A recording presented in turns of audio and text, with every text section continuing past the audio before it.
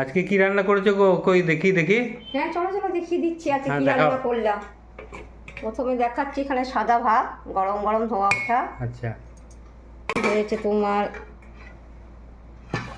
উচ্ছে আলু বেগুন দিয়ে একটা তরকারি, আচ্ছা খুব ভালো লাগে খেতে। তারপরে এখানে হয়েছে তোমার মসুরির ডাল আচ্ছা জিরে লঙ্কা ভাজা দিয়ে।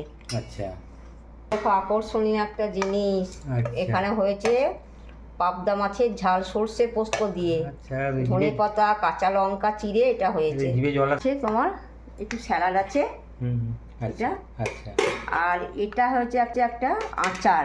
আচ্ছা এটা কিসের বানিয়েছি আচ্ছা এটা তোমাদের কাছে প্রশ্ন থাকলো, আমাকে বলবে।